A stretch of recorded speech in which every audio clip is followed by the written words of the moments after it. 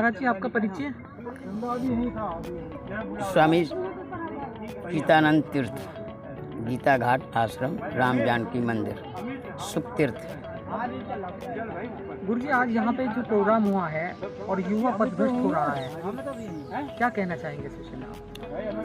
इसमें मेरे से यदि आप पूछते हो तो युवा वर्ग की कोई कमी नहीं है। युवा वर्ग से अभाव नहीं है, युवा वर्ग की तरफ से अभाव नहीं है।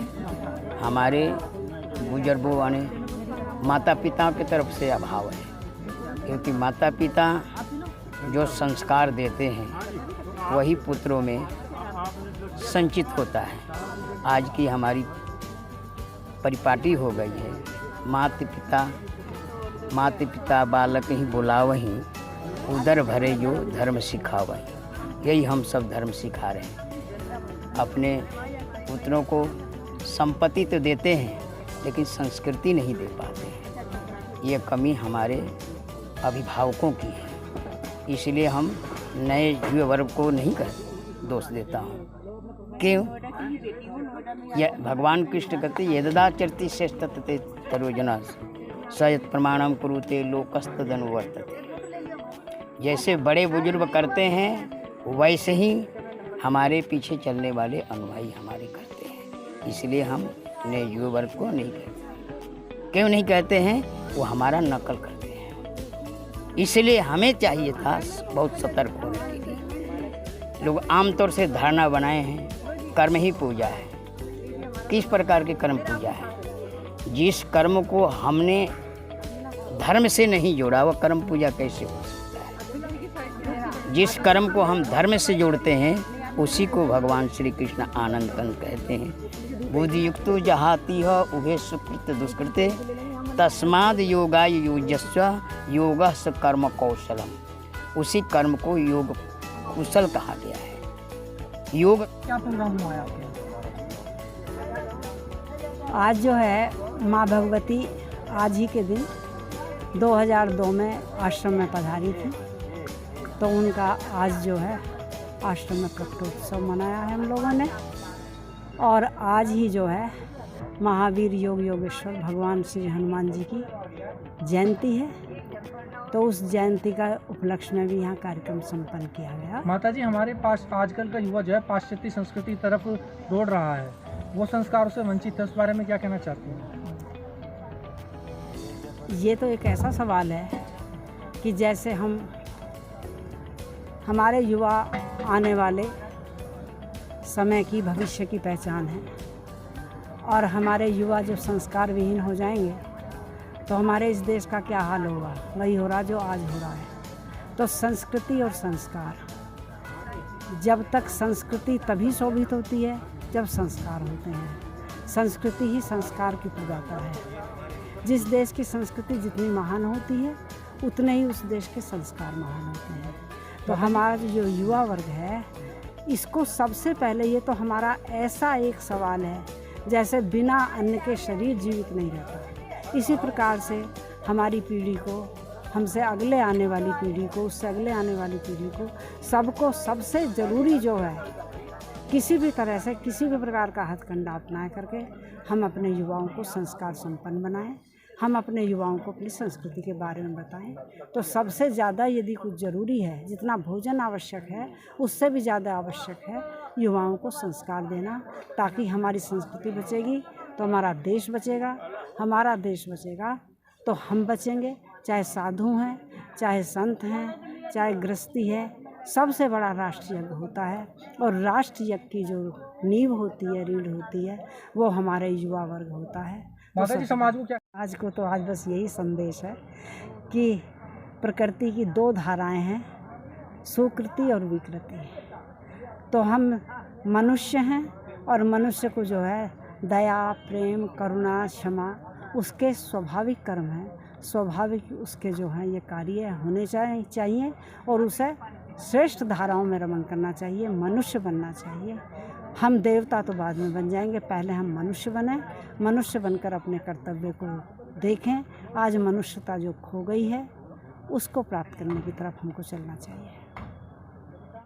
ज्यादा समय नहीं लूंगा, आप समय अतिक्रमण करना। शांति पाठ से पहले हरि ओम मनोजवं मारुततुल्यवेगं जितेन्द्रियं बुद्धिमतां वरिष्ठं वातात्मजं वानरयुद्धमुखं श्रीरामदूतं शरणं प्रपद्ये। हरि ओम पूर्णमदः पूर्णमिदं पूर्णात्। सूक्ष्म रूप से सबके हृदय में विराजमान मेरे आराध्य देव प्रातः स्मरणीय पूजपात, मैं तो माँ की संज्ञा दिया करता हूँ। पूजनीय माता योग नंदिनी जी, मंच पर मंचासीन संत वृंद यति वृंद, आप जो है जब प्रातः काल उठें, कम से कम 6 बजे जरूर उठ जाओ भैया। क्यों अपनी आफत बुलाए हुए हो? और उस समय उठ करके बैठ के सबसे पहले अनुभव करें कि प्रकृति का कण कण क्या गा रहा है। आपके अंदर जो अनहद ध्वनि गूंज रही है वो क्या कह रही है। अब बस उस ध्वनि के साथ अपने आप को जोड़ते चले जाए। 5 बार कम से कम जो है, ये आपका प्राणायाम भी हो गया। जब आप खींचेंगे, प्रकृति का कण कण प्राणायाम कर रहा है, जब आप इसे खींचेंगे तो अपने आप प्राणायाम हो जाएगा। जब मूल चक्र जो है, मूल बंध अपने आप लगना शुरू हो जाएगा। और जब तक मूल बंध नहीं लगता है तब तक हम ऊर्ध्वगामी अवस्था चलता। जैसे कि हम बारंबार अभी कह रहे हैं, वो प्रकृति 2 धार वाली तलवार है। इसमें निरंतर सुकृति और विकृति, इसका यज्ञ होता रहता है। तो सुकृति की धारा में यदि हम गमन करेंगे, श्रेष्ठ विचारों के साथ यदि हम समन्वय करेंगे, हमें आदत पड़ जाएगी तो हमारा जीवन जन्म धीरे धीरे आत्मदर्पण हमारा इतना निर्मल होता चला जाएगा, इतना पवित्र होता चला जाएगा कि हमारे जो मल आवरण हैं वो जैसे जैसे क्षीण होते चले जाएंगे, वैसे ही वैसे हमारी आत्म ज्योति जागृत हो जाएगी। और आत्म ज्योति जागृत होते के साथ ही हम मनुष्य बनने की तरफ चल पड़ेंगे। अभी हम मनुष्य नहीं, अभी तो हम बिना सींग और पूंछ के पशु हैं, हाथी चतुर्भुज। आप बताओ मुझे कौन से मनुष्यता के काम कर रहे हैं। साल भर में एक बार ये जो शुभ कार्य में यज्ञ का आयोजन हुआ, इसमें मंचासीन पूजनिया और जिनका मैं सुखतीर्थ क्षेत्र में सबसे ज़्यादा सम्मान करता हूँ और समय समय पर जिनका मार्गदर्शन भी मिलता रहता है, ऐसी आदरणीय मेरे भाई और बैठी हुई माता जी, संत समाज के जितने भी अपने यहाँ महापुरुष बैठे हैं और जिन्होंने अभी वर्षों से मेरा परिचय है, जब राजनीति में थे, मैं राजनीति में नहीं था,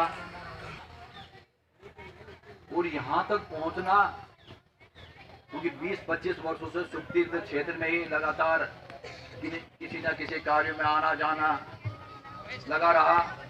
तो वास्तव में आपने जो कहा 100% सही कहा कि ऊपर वाले का कहीं आदेश था, ऐसा लोगों के मन में एक धारणा पैदा की कि हाँ।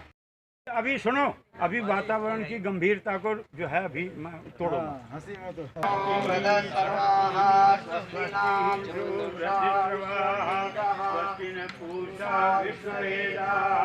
स्वस्ति नस्ताक्षेर्यो अरिष्टनेमि स्वस्ति नो बृहस्पतिर्दधातु।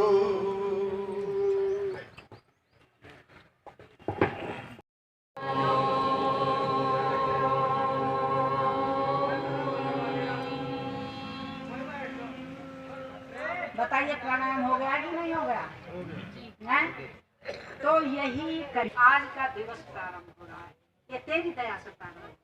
इस दिवस मेरे द्वारा मनसा वाचा कर्मणा जो भी कर्म हो वो तेरी आज्ञा से हम कराए हुए हूँ। परम पिता परमात्मा मेरे दिमाग में प्रेरणा भी वही आए जो तेरी आज्ञा। इसमें बताओ तुम्हारा क्या चला जाएगा, कौन से तुम अनपढ़ हो कि मैं तुम्हें बहुत बड़ा वेद मंत्र बता दिया, पकड़ा दिया। और ये बात यहाँ पर पूरी सत्य प्रतीत हुई। ये तो सुख तीर्थ की पवित्र पावनमय भूमि है, इस भूमि की बड़ी ही महिमा है। और जब हम यहाँ पे आए तो हमें इस चीज में आकर के यज्ञ से आप सबने ऊर्जा प्राप्त की है। हमारे पूजनी जो बड़े भाई के स्वरूप में है, बड़ी सुंदर बात कही है कि चाहे कोई किसी भी पद में हो, कोई डॉक्टर हो, कोई टीचर हो, कोई अधिकारी हो, पर कहीं ना कहीं हम सभी को ऊर्जा की आवश्यकता जरूर होती है। ऊर्जा के बिना तो हम सब अधूरे हैं। इसके लिए हमें भगवान की आवश्यकता होती है और हम सब ने यहाँ आके प्राप्त भी किया।